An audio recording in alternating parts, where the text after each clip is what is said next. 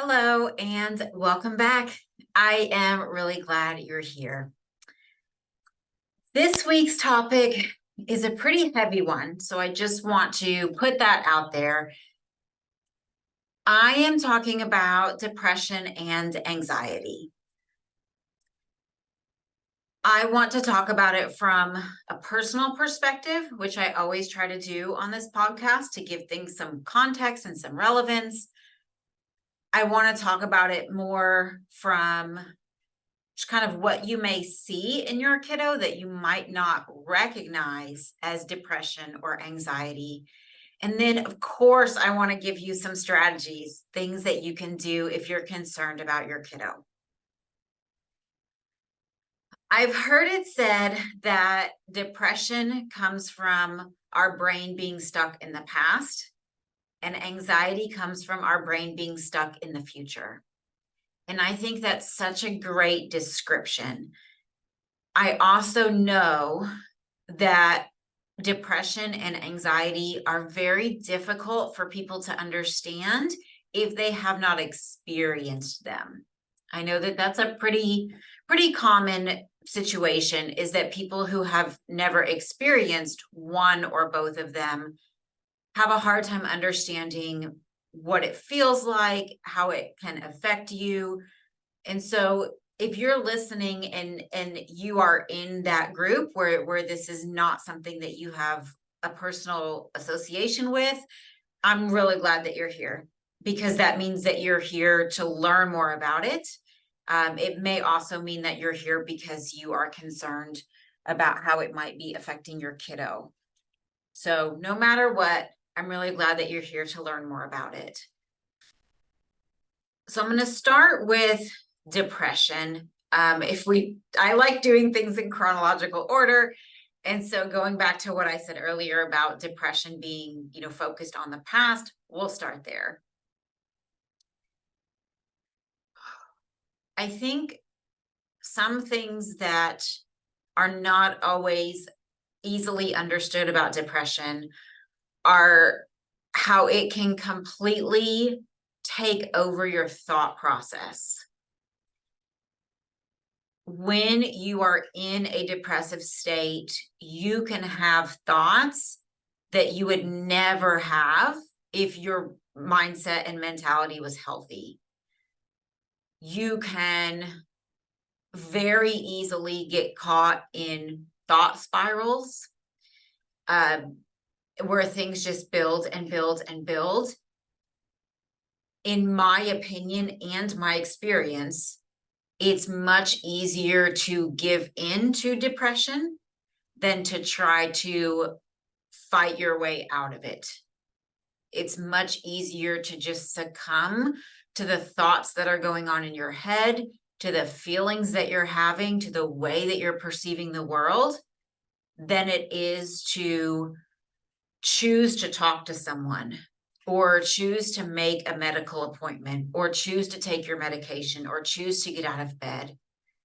It's much more difficult to do things to help yourself, because your brain, the things that your brain is thinking are so dysfunctional and so different than what they would think if your brain was in a healthy state of mind.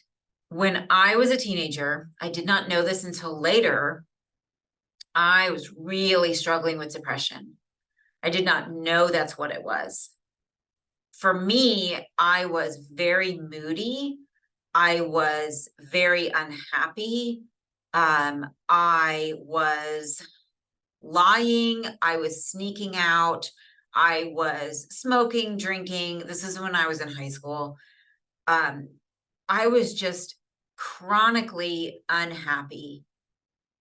And I remember trying to process the recognition that this was happening. And I remember thinking that I couldn't talk to anybody about it because I didn't have anything going on in my life that justified me feeling the way that I did.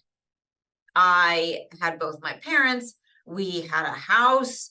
My parents had jobs. I always had something to eat. And I could think of so many of my friends for whom some of those things weren't the case. I had friends who didn't have both their parents. I had friends whose families were really poor. Um, I had friends who, had bad situations with their families, just all kinds of things. And then, of course, I get, kind of to the extreme with it. And I'm thinking of all the kids all over the world that, have all these things going on in their lives. And here I am living this semi-privileged life. And what right do I have to feel depressed? In hindsight, I can see how destructive that logic is, because I never talked to anybody about it, not ever. Because that's how I felt about it. I felt like it wasn't my place to feel that way. And so I didn't want to talk to anybody about it, because I felt like I would just come off like I was being whiny or complaining, when there were so many other kids who were justified in feeling the way that I did. Obviously, as I got older, I was able to recognize that that was depression, and that that was my brain kind of making excuses for it.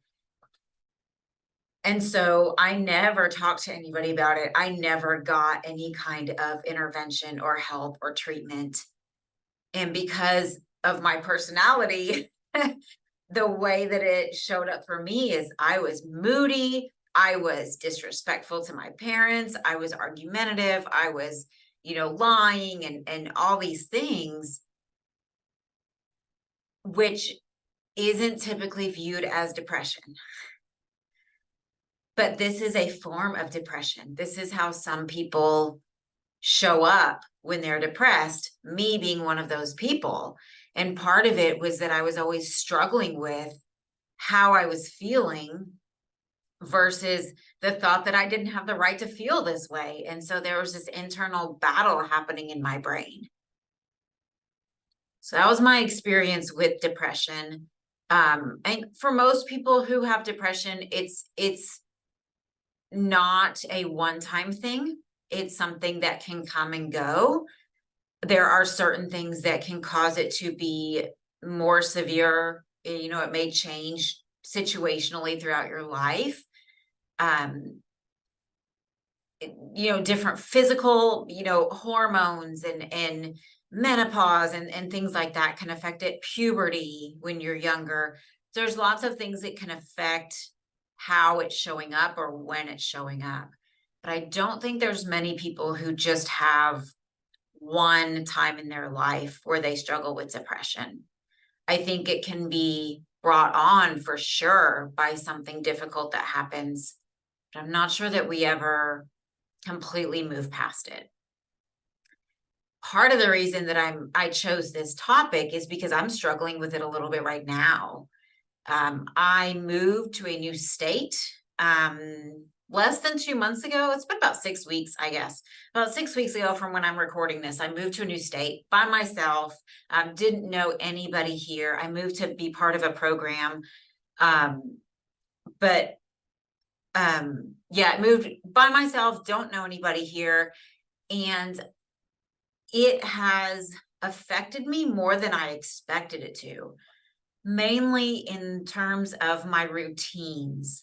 I don't know where I can ride my bike here, because I've never been here before. I had to go through the process of finding a new gym to go to, figuring out, where the grocery stores are, what I'm going to eat. I live in a different place now, just figuring out how to start a new life in a new place. And I'm a very adaptable person, but that's the part that's really thrown me, is having a hard time setting up my routines again, because I don't know this community. I don't know where things are. I don't know where to go to get things done. Also, the weather is changing right now. For those of us that are in the US, it's fall, the weather's changing. I am a person who needs to be outside every day. And last weekend, it was freezing and it was raining all weekend. And I kind of lost my mind a little bit because I couldn't go hiking. I couldn't go ride my bike. I couldn't go running. I couldn't go do the things that are part of my daily routine and that are necessary for my mental health. So this time of the year, in addition, I don't have holiday stress because I don't do holidays. But if you're thinking about you or thinking about your kiddos and you guys participate in holidays, there's so much stress around November, December. It's kind of counterintuitive, but you think about, for adults, the stress around making plans. Where are you going? What are you going to do? You know, sometimes there's stress around family dynamics. There could be stress around if your kiddos, you know, currently in a difficult phase of their life, you could feel stressed out about what might happen, you know, at Thanksgiving dinner. What are they going to say? What are they going to do? How's everybody else going to react to them? If you're traveling, that's just always a little bit stressful in itself. You know, there could be financial stress as we come into, you know, the gift giving season. There could be financial stress there. Kids are off from school a lot during this time. You know, the time during Thanksgiving, some of us have a whole week off at Thanksgiving, a couple weeks at Christmas. There's a lot of downtime for our kiddos. The weather is colder. There's just a lot of things.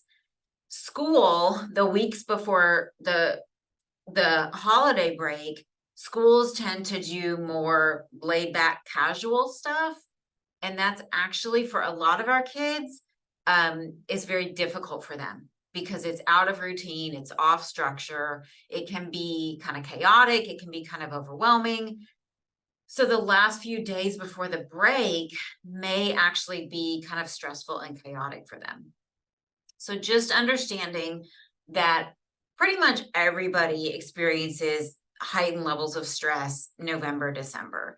It actually continues after that. Research has shown that mid-January is for adults, where adults experience some of the highest levels of stress. The holidays are over.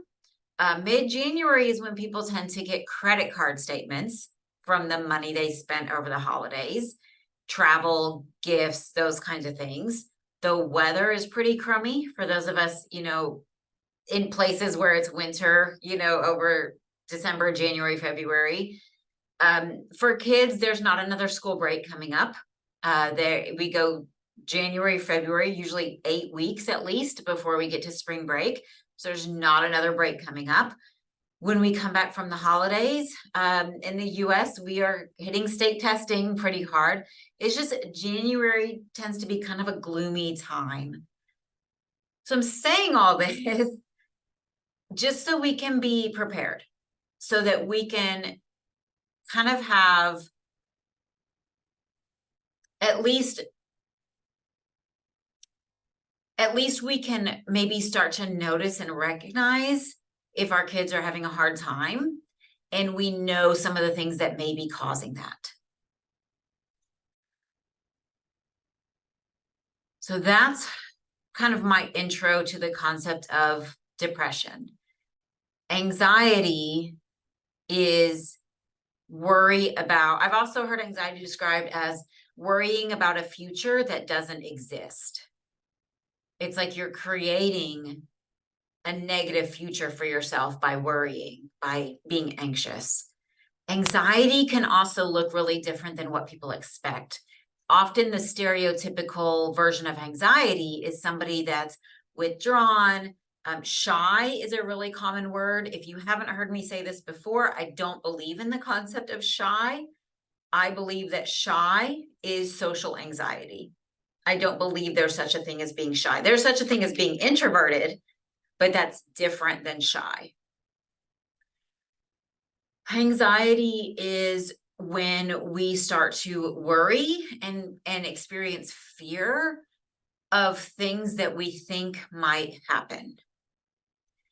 Sometimes it's based in the past. Sometimes it's based in things that have happened before, and we are worried that they're going to happen again.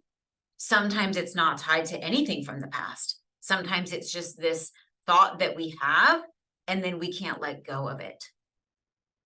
In my opinion, I think people who are neurodivergent are more prone to both depression and anxiety.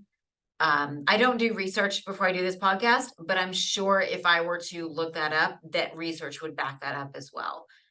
Anxiety, in my opinion, is because we're so intellectually creative that we create things to worry about. My classic example of this, probably a decade ago, I used to go running at night in my neighborhood with my dog.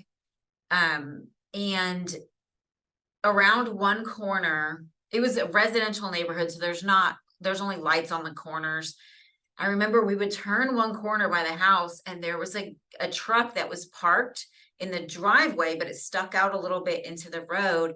And he was in some sort of construction, and so he had a ladder that was on the top of his truck, but the ladder stuck out on the back of the truck further than the truck. So because the truck was in the street a little bit, the ladder extended into the street a little bit. And every time I would pass it, I would have this mental image of me turning the corner and not seeing it because it's dark, and it would clock me right in the head. So I had this mental image of me running headfirst into this ladder, and then it would knock me out and I would fall into the ground, and that Molly, my dog, would then just be running around with a leash on, but no person attached to it. And I knew she would go back home. And so I have this version of her going back to the house, and I was married at the time. So I knew that, she would bark and my husband would come out and he would see Molly with the leash, but not me. And he would know that something had happened, but he would have no idea where I was. And then I would imagine that in the morning, this guy probably went to work really early, and he would leave his house before the sun came up, and he wouldn't see me in the street behind him, and he would run over me. Okay. This is what I'm talking about. We are so imaginative and creative that we create things in our mind to be anxious about without meaning to. That's not our intent, but that's what happens. Is we can create such amazing storylines and fantasies in our head that they then become things that we start to worry and feel anxious about. Okay, so that's my opinion on why anxiety is more prevalent for people who are neurodivergent.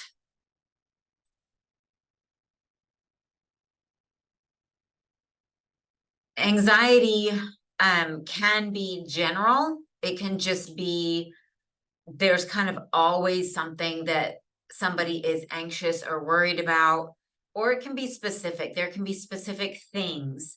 Social anxiety is specific to social situations. Social anxiety is being worried about what other people think about you. That's what social anxiety is. But this person may not experience anxiety around other things. They may just experience anxiety in social situations. I had really significant anxiety around going to the dentist, so much so that I went maybe 12 years of my early adult life and never went to the dentist because my anxiety around it was so high. And when I did start going again, I had to be medicated with prescription medication because my anxiety was just so high. So anxiety can be general, or it can be related to specific things, but it's our fear of a future that has not yet happened. And if you think about anything that you might worry about, or maybe in the past, things almost never turn out to be what we worry about them being. They almost never turn out to be that difficult, that challenging, that bad, whatever. So that's something I'll talk about too when I get to the strategy part. Okay, so let me share my strategies for helping our kiddos or yourself, helping us and our kids if we notice that they may be experiencing signs of depression. Let me also share some things that can contribute to this. Things that can contribute to this, some natural things like lifestyle things, the food that we eat. If your kiddo is eating a lot of processed food, a lot of food that's high in sugar, drinking a lot of non-water drinks, eating a lot of food that comes out of a package, the food we eat has a big connection to how we feel physically and mentally. So if you notice that your kiddos might be struggling with depression, definitely think about what they're eating, because that's something that we can easily make some changes with. So more vegetables, more fruits, just more things that are natural, more proteins, more things that are natural, less Cheez-Its, less M&Ms, less sodas, just less of the things that are not natural and more of the things that are natural.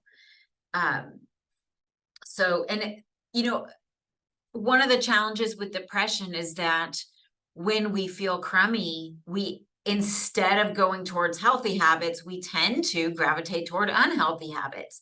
So when we feel crummy, we tend to eat crappy food. We tend to spend hours on social media. We tend to binge watch Netflix.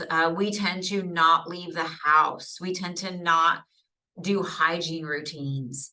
So that's a really significant challenge with depression as well, is that we actually tend to do less of things that would make us feel better because we just don't feel like it. It's also interesting how little physical energy you have when you feel depressed. How getting up just seems like such an effort. Getting dressed to go somewhere just feels like so much work. So when you feel depressed, your sense of just physical energy is diminished greatly. I think that's another thing that people don't always understand if they haven't had that experience. So we talked about food, weather can affect people's moods. If you're somewhere where it's cold, it's overcast, it's rainy, especially if it's like that for extended periods of time, that can really affect people's mood, especially people who already have challenges with mood to begin with. That can really be difficult. For people who are neurodivergent, another thing that can affect mood is having too much downtime. It goes both ways. There's got to be a healthy balance between downtime and structured time.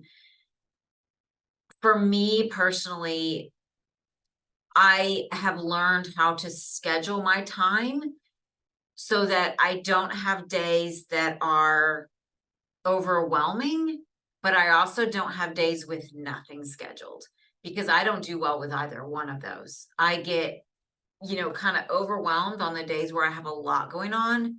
And then I get really bored and agitated on the days where I don't have anything on my schedule. So I've really had to find that balance. Other things that contribute: lack of sleep, especially over an extended period of time. If your kiddo's staying up till 2 a.m. on social media and then getting up at 7 to go to school, or if you're an adult and you're up late because, the kids aren't going to bed, or after they go to bed, you have things that you need to do, and then you're getting up in the morning to get everybody ready and out the door. Or, you could even be single and maybe sleep is just a challenge for you. So lack of sleep can definitely be another factor that can contribute to everybody's mood. Lack of social connection can definitely be another one.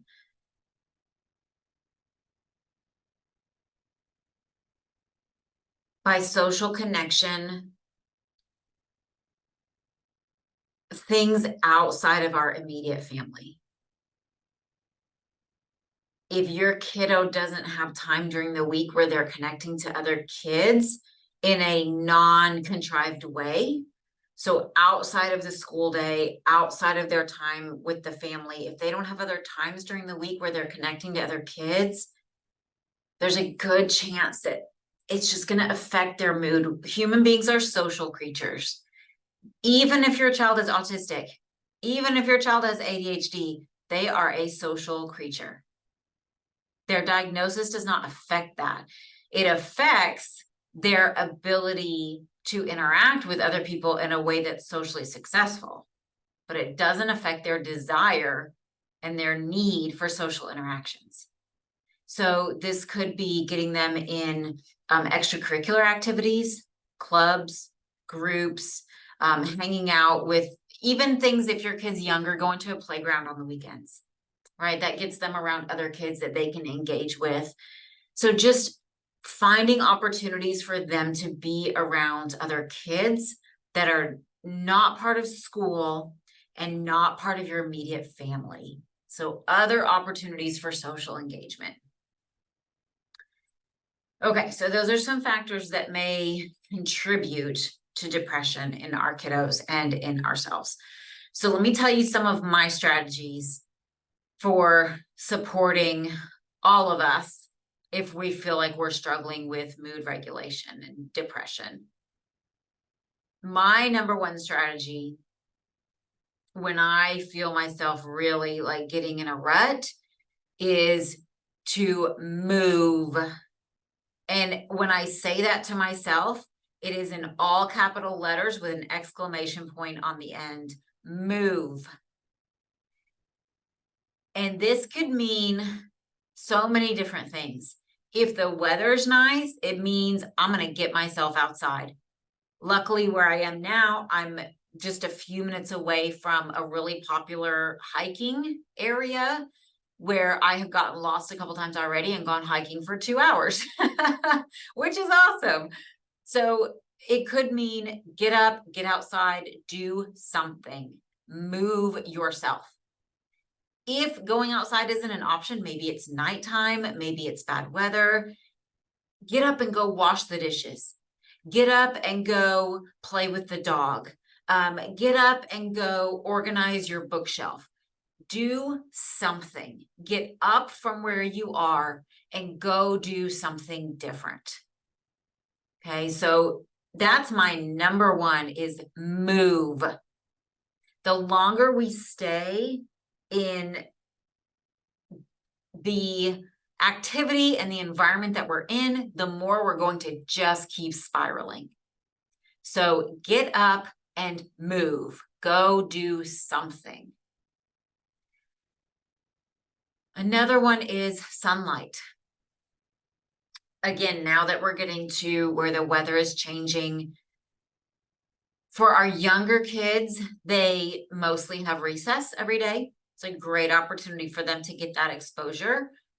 For older kids who are past the age of recess, if they don't have outdoor PE or something like that, I would definitely suggest that when they get home from school, it is outside time. This could be playing basketball. This could be walking the dog. If you have a trampoline, I know trampolines are highly, not always the safest things, but jumping rope, riding their bike, make a window when they get home from school, if it's not dark yet, for them to be outside getting some sunlight.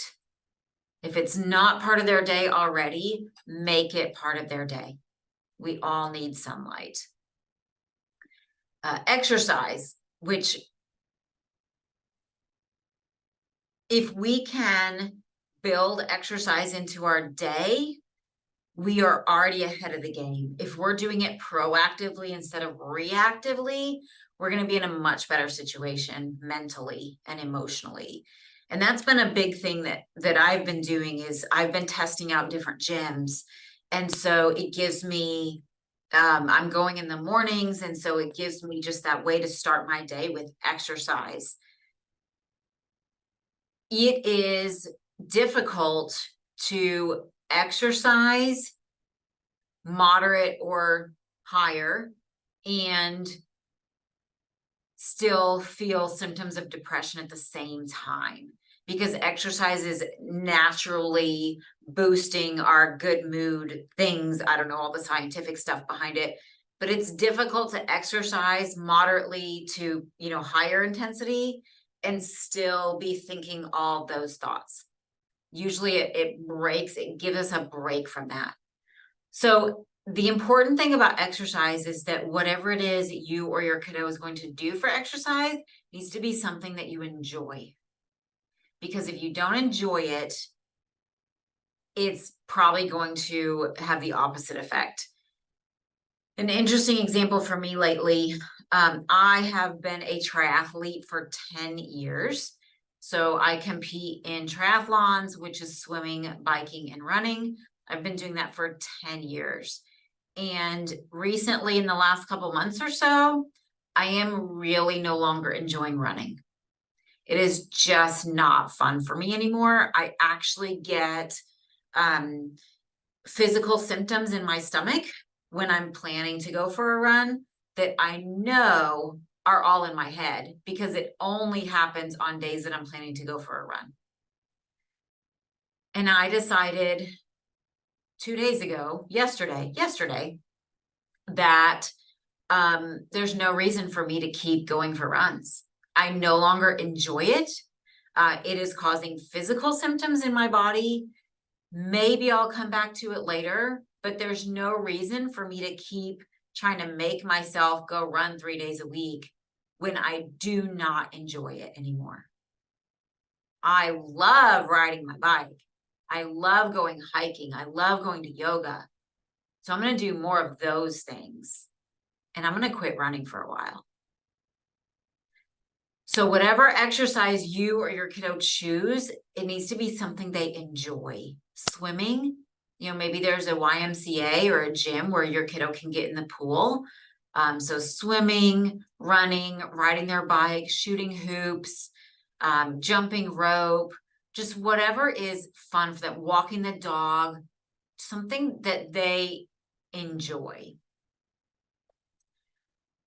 Another recommendation is start learning something new.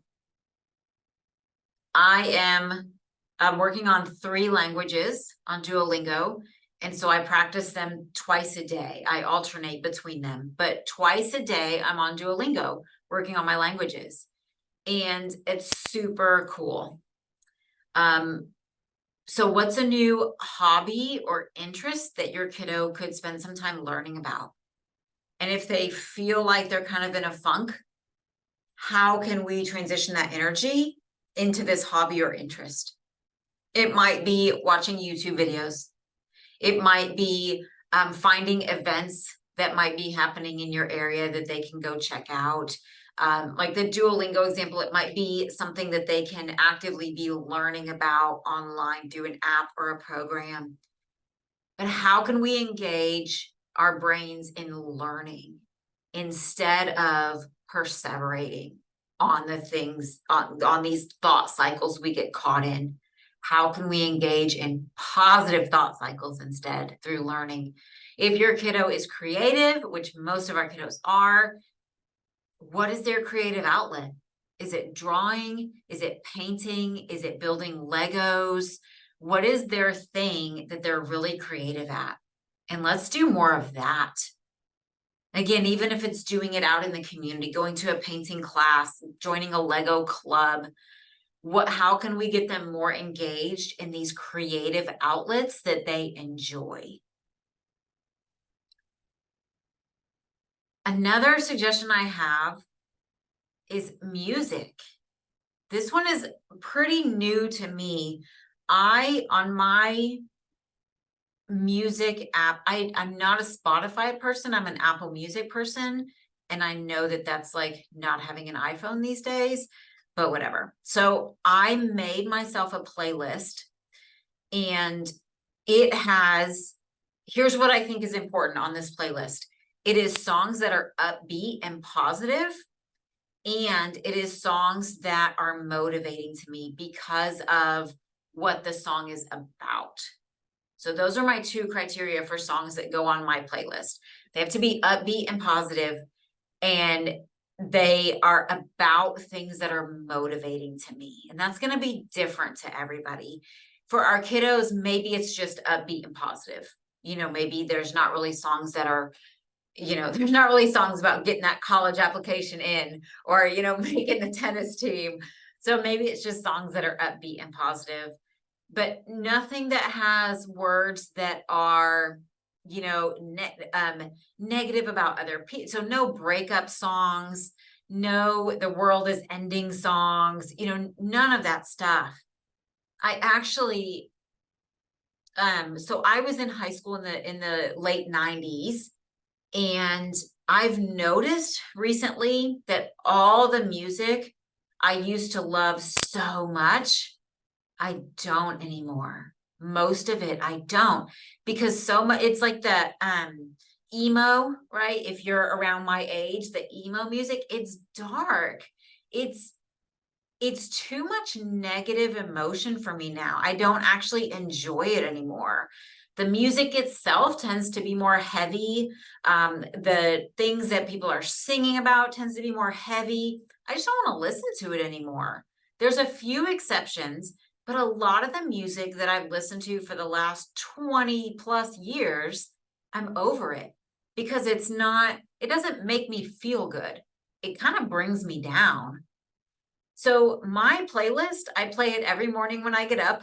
And then if there's times throughout the day that I'm just kind of mentally having a hard time, I'll play it. I put it on shuffle. So let me see. I don't know how many songs. I add songs whenever I hear a song and I think, oh, that would be a great one for my playlist.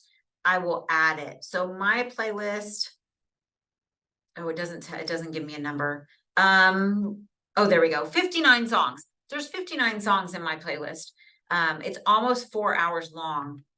So I don't ever play it for that long. But like I said, every morning when I get up, I play it. And then if I'm having a hard time, I'll play my playlist. I really love that. That's probably one of my favorite strategies. Another thing that I do is reading. I have found that reading is like exercise especially if you're reading, well, I guess it doesn't really matter. But when you're reading something, you can't pay attention to what you're reading and be focusing on your thoughts at the same time. You can't do both. And, those of us with ADHD know that very well, because sometimes we have to read things over and over and over because we were caught up in our thoughts. So I find that reading really breaks that negative thought cycle, because you have to pay attention to what you're reading. Some suggestions that I've seen in my ADHD communities, I only watch TV with subtitles on. I very rarely watch TV. It's just not really a thing for me. But when I do watch it, I only watch it with subtitles on, because it helps me pay attention. I'm watching it, I'm reading it, I'm listening to it. It helps me pay attention. So I've heard some people say that they will read the physical book, but they'll have the audiobook playing at the same time. I think that's a great idea, because sometimes we do get lost in our heads when we're reading and we're completely not paying attention to what we're reading. But if you're also playing the audiobook at the same time, you have visual input, you have auditory input. I think that's a great suggestion. So that's another one of my favorites. If I'm just kind of, having a hard time, is I'll just start reading a book. Usually not something online, because I'm trying to stay off my phone and computer, especially when I'm not in a great mood. So a physical book. And it can be a book. I saw a study the other day that showed, people who tend to watch the same series over and over, like you'll watch all 7 seasons and then you'll start it again. I don't do that. To me, that sounds like madness. But the research showed that it's because when we know how something's going to go and how it's going to end and what the outcome's going to be, it makes us feel really calm and safe. So you can do the same with books. Your kiddo can read a book that they've already read 3 times. It doesn't have to be a new book, but it's a book that they enjoy. And if it's something they've already read, they will have that feeling of the predictability of it. They already know what's going to happen. Okay, so those are my thoughts and my strategies and suggestions for working with depression. Anxiety is a little bit different for me. Depression, in my opinion, is more about addressing our mood and how we're feeling and what we can do to kind of break that up. Anxiety is more about the thought patterns that we're having. So I want to share some of the strategies that I use for anxiety. I very rarely experience anxiety anymore because of the strategies that I use. So anxiety isn't really a thing for me anymore. And let me tell you what I've done to get to this place. One of the things that I'll do is if there's something that I can see, like, oh, I don't know how that's going to work out. I don't know what's going to happen. A great example, I don't know that I've talked about this so much, but I, said I moved about 6 weeks ago. I actually didn't know until a couple weeks before I moved where I was going. I knew I was leaving. I had the date for when I was leaving, but things had not been finalized for me to know where I was going. I had applied for the program that I'm in now, but I didn't know that things would move fast enough for me to be approved and move to where I am now. And so there was a chance that my date would come and I would not know where I was going, and I would just have to make a decision and go somewhere. I handle that really well. Like I'm good with change. I'm good with, things, having to adapt to things. I'm good with novelty. But there's definitely a stressful component to that. And when it came down to it, I signed the lease on my apartment now on a Monday and I moved on Friday. So it was a 4-day window between when I signed the lease. So that's the day it was official that I was going to where I am now. And then I moved on Friday. So here's how I handle things that have the potential to be really stressful, really anxiety inducing. I tend to be really logical and rational about it, in the sense that I will think about what's the worst case scenario here? Like, really, what's the worst case scenario? So in that situation, worst case scenario was that things did not work out for me to join this program. Part of the program I'm in, you can't already live in the town I live in. It's to attract people to this town. So if I was not accepted into the program, or if the timeline didn't move fast enough, moving to this town would not have been an option unless I wanted to throw away my chances of joining this program. So worst case scenario is my date's going to come up and either I didn't get accepted into the program or the timeline didn't move fast enough and I was going to have to make a plan B.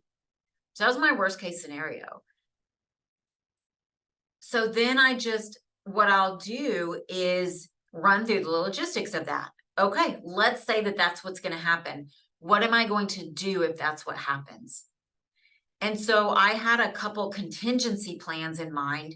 But to be honest, another thing that I've learned about anxiety is that where I put my mental focus is where things tend to move.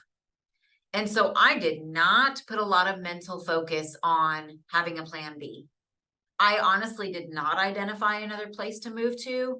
I had some ideas in the back of my mind. I did not put very much effort at all into making an actual plan B. I just thought about, okay, this could work. I could do this. That might be an option. And then I put all of my mental energy into getting through the process and everything working out and moving here when I did. That's where I put all my mental energy.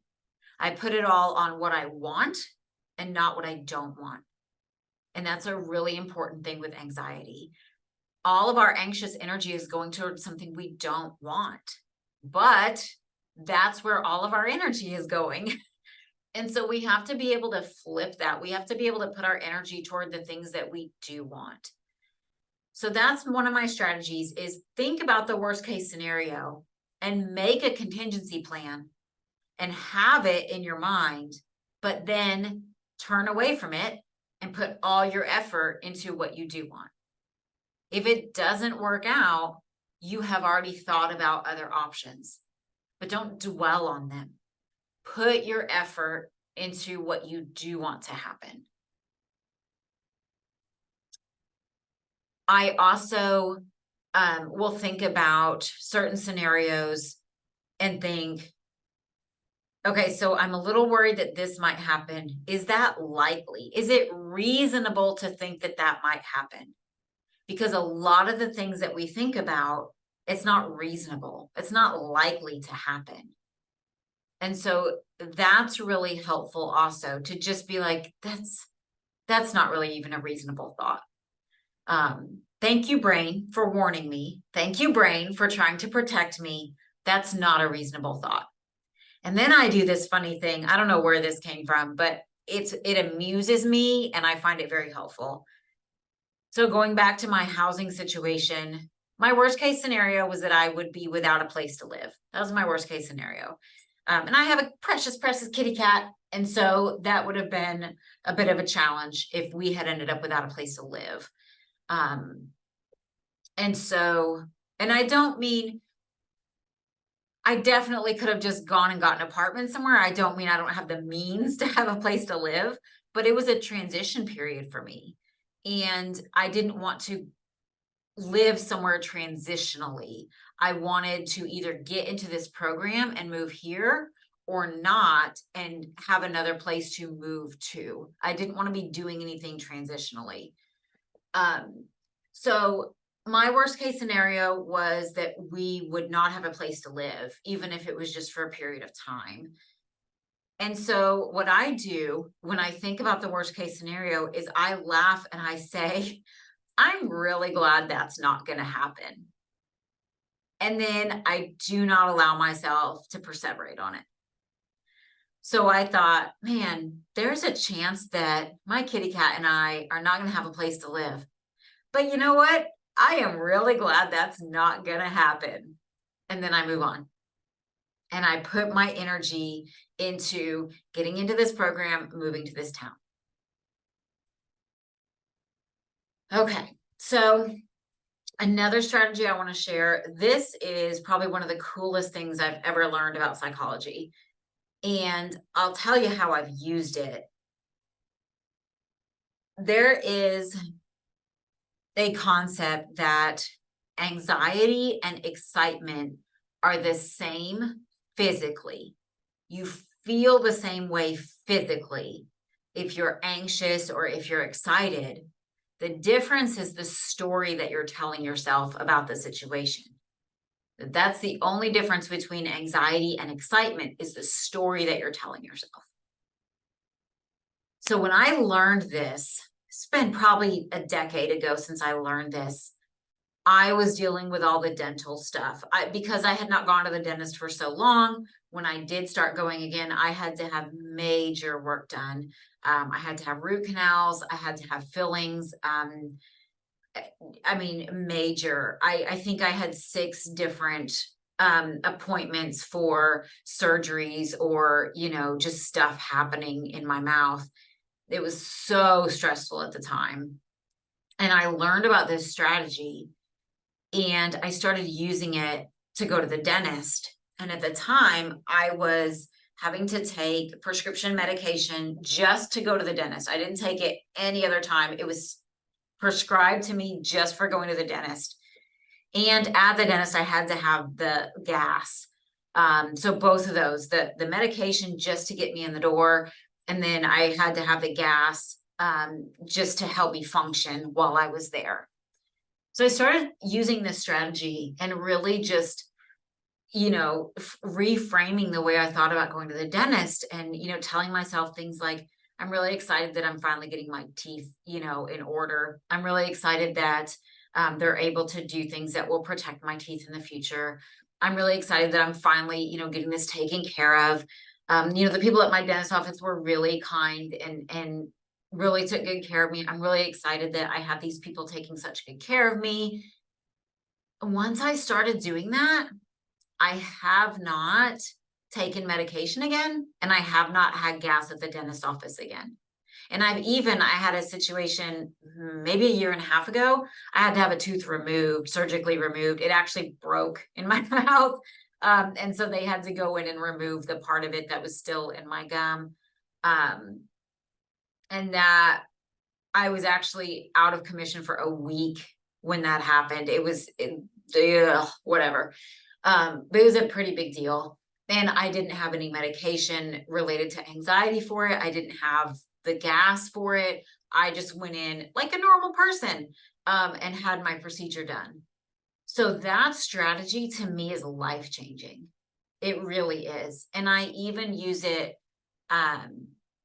there's other things. I have no problem with public speaking. This podcast, other people's podcasts, no problem for me. Doing presentations, doing workshops does not bother me at all. But I have that same mentality. I'm excited about it. I'm excited about talking about what I know and what I do and what I can help other people with. And so what is there for me to be anxious about? Like I'm excited for the opportunity. If it's, if you're thinking about a job interview, be excited for the opportunity. If you're thinking about asking somebody out, be excited for the opportunity. And so I almost never feel anxiety anymore because of these strategies. It's almost like I just don't allow it. So these are the things that I use that I really love. Making a plan B, but not perseverating on the plan B, putting your focus into what it is that you want the outcome to be. The game I play where I just say, I'm glad that's not going to happen. Thinking about if the outcome you're worried about is even likely to happen. Changing nervous energy into excited energy. That's such a game changer. You can use that for anything. I was at a carnival kind of thing a few weeks ago. It was an Oktoberfest in my town. And I really love the feeling of swinging. And they had a carnival, so they had rides and everything. And I was looking at them and they made me so excited. Like I could not wait to get on and of course, like I'm an adult. But I was probably more excited than a lot of the kids were. But if you think about being worried or scared, you're going to be worried or scared. This year I went on a trip by myself to the other side of the world for 4 weeks. I'd actually never been out of North America before. Definitely never gone on a solo trip before, but I was so excited about it. The only thing I was a little bit worried about was learning how to drive on the other side of the road. And it was much easier than I was expecting it to be. That was the only thing that I was a little bit concerned about. So I just approach everything with excitement, and it makes everything so much easier to handle. It just makes everything go so much more smoothly. It makes it so much more enjoyable. It really is a game changer.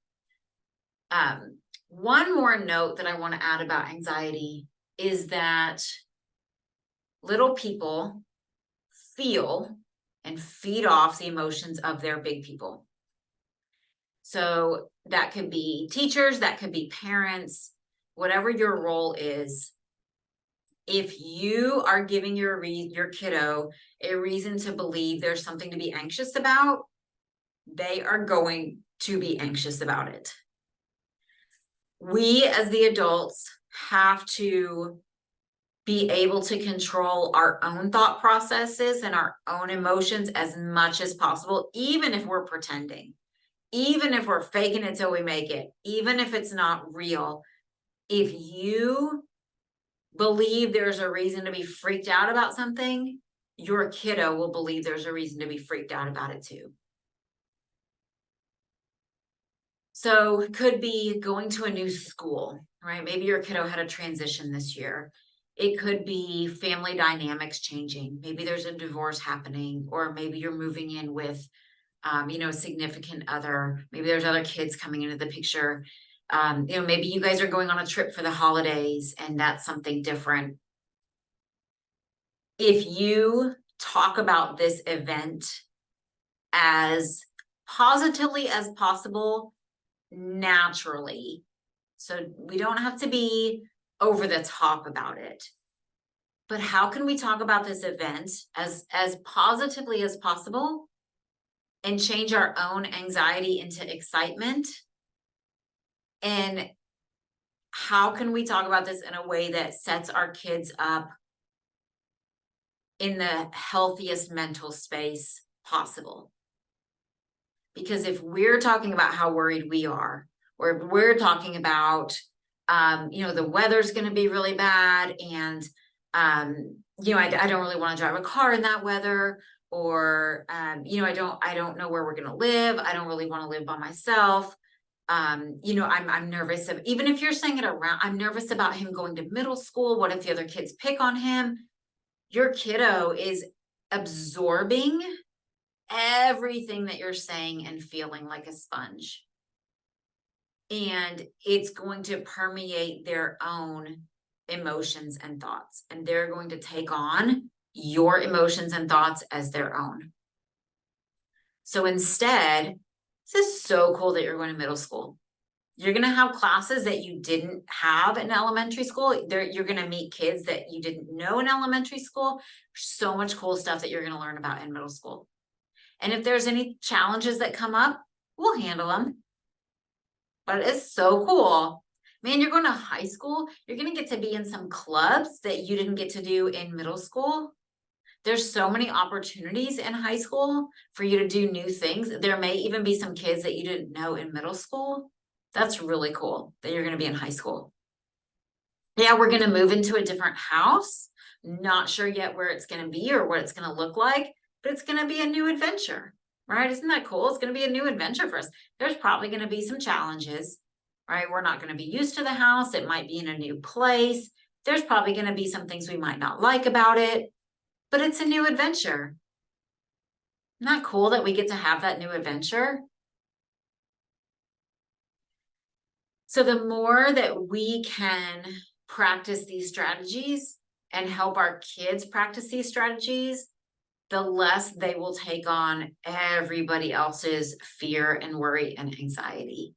And the more they'll be able to approach the unknown with a healthier mindset about it.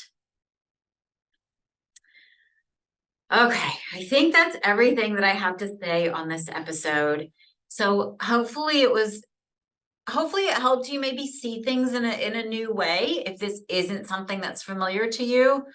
And like I said, keep in mind that anxiety and depression don't always look like what the stereotypical perspective is. It could be kids who are very argumentative or defiant.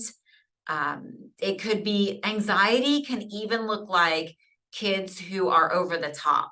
They're so anxious that they can't stop talking, or they're so anxious that they almost become annoying because they're too much. So anxiety can be really tricky as well. It can actually look very different than what most people think of when they think of anxiety. So hopefully that'll help you be able to recognize it a little bit better in your kiddos and have a lot of great strategies that you can use to support your kiddos along the way. Thank you for being here, and I'll see you again next week.